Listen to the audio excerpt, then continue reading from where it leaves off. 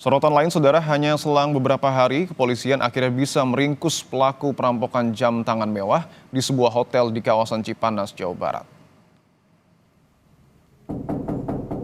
Resepsionis.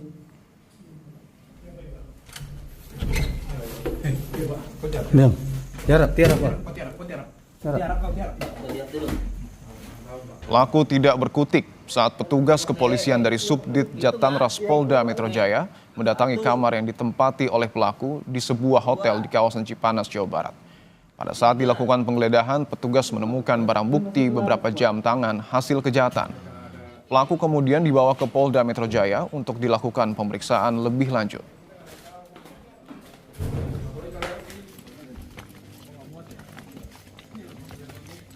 HK ditangkap kemarin hari Selasa jam 18.50 di sebuah hotel di daerah Cipanas, Puncak.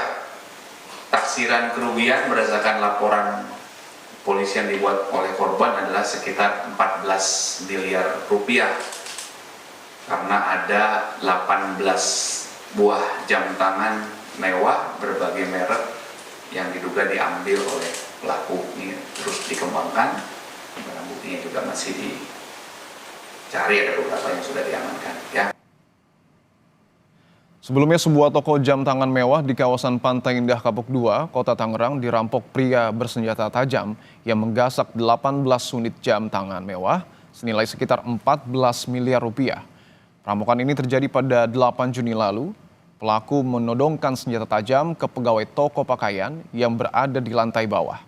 Setelah 3 pegawai yang berjaga toko pakaian tak berdaya melawan, pelaku naik ke toko jam tangan dengan mengikat kedua tangan pegawai jam tangan mewah. Setelah menguasai keadaan, pelaku menguras sedikitnya 18 jam tangan yang ditaksir seharga 14 miliar rupiah sebelum akhirnya melarikan diri.